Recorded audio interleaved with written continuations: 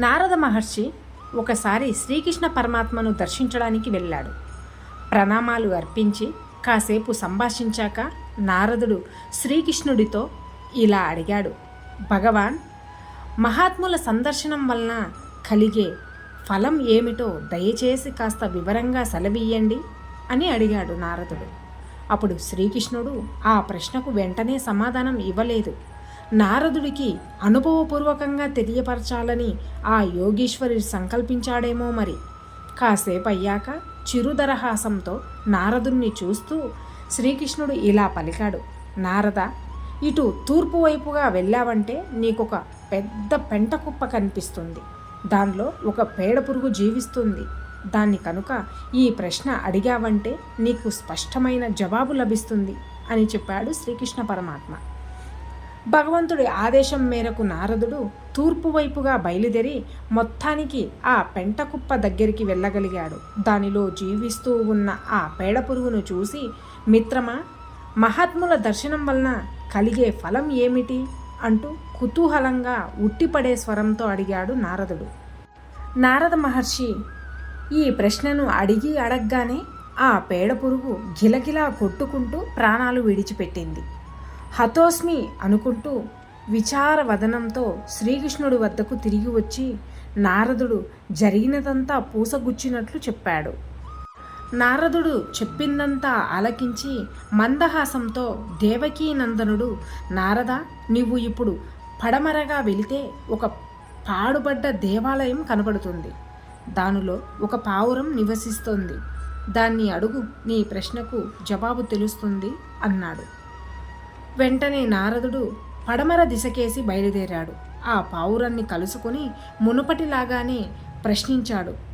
తన ప్రశ్నకు జవాబు లభిస్తుందని ఆశగా ఎదురు చూస్తుండగానే అదేమిటో వింత, ఆ పావురం క్షణంలో రెక్కలను టపటపలాడిస్తూ దేవర్షి కాళ్ళ ముందు పడి ప్రాణాలు విడిచింది. నారదుడికి జరిగిందంతా అయోమయంగా కనిపించింది. తాను ఆ ప్రశ్నను అడగగానే 2 నిండు ప్రాణాలు హరించుకుపోయాయి.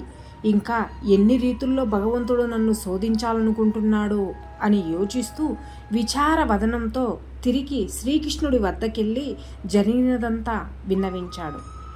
జగన్నాటక సూత్రధారి అయిన ఆ శ్రీకృష్ణ పరమాత్మ ఏమీ ఎరుగని వాడిలా ముఖం పెట్టి, అయ్యో, అలా జరిగిందా నారదా? అయితే ఇప్పుడు నువ్వు ఒక పని చెయ్యి. ఉత్తర దిశగా వెళితే అక్కడ ఒక సంస్థానంలో రాజుకు ఒక అందాల మగ శిశువు జన్మించాడు. ఆ పసికందు నీ ప్రశ్నకు తప్పక జవాబు ఇస్తాడు అన్నాడు శ్రీకృష్ణుడు. మొదటి 2 సార్లు భగవానుని ఆజ్ఞను శిరసావహించిన నారదుడు ఈసారి కాస్త తటపటాయించాడు. ఆ పేడ పురుగు, పావురము ప్రాణాలు వదిలినట్లు ఆ రాజు బిడ్డ కూడా తన ప్రశ్నకు జవాబుగా అప్పుడే పోసుకున్న ఆ కాస్త ప్రాణం వదిలేస్తే ఇక తన గతి ఏం కాను అని అనుకుంటున్నాడు నారదుడు. నారదుడి సంశయాన్ని ఎరిగిన శ్రీకృష్ణుడు, నారద, వెనుకాడవద్దు, నిర్భయంగా వెళ్ళు. ఈసారి అంతా శుభకరంగానే జరుగుతుంది అంటూ ఆశీర్వదించి పంపాడు. మరి ఏ ఆలోచన పెట్టుకోక నారదుడు బయలుదేరారు. శ్రీకృష్ణుడు సూచించిన సంస్థానంలో రాజమందిరంలోకి వెళ్ళాడు.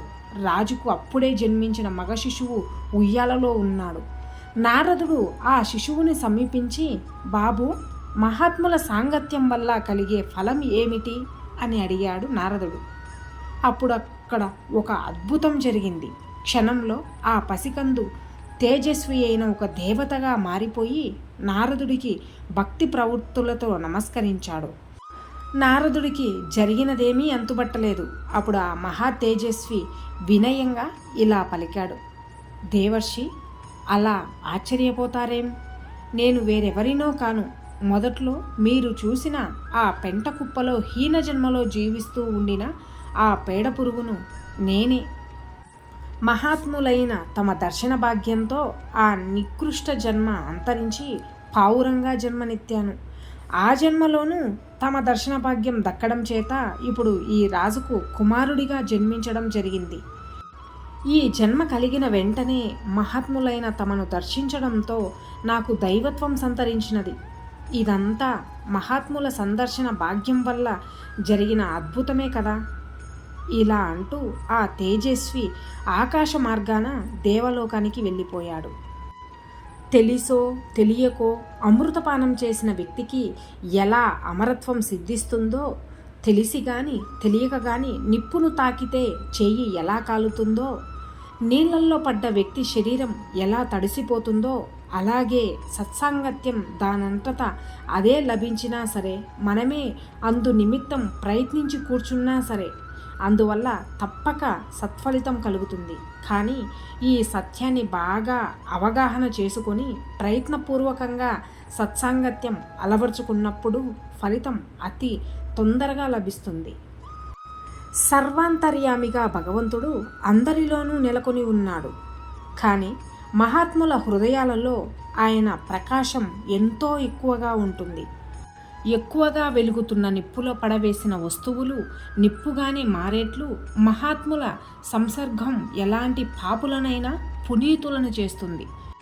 నారద మహర్షి శ్రీకృష్ణ పరమాత్మకి మధ్య జరిగిన అద్భుతమైన కథ మీకు నచ్చినట్లయితే, ఈ వీడియో కనుక మీకు నచ్చినట్లయితే లైక్ చేసి ఇలాంటి మరిన్ని వీడియోస్ కోసం మన ఛానల్ని సబ్స్క్రైబ్ చేసుకోండి.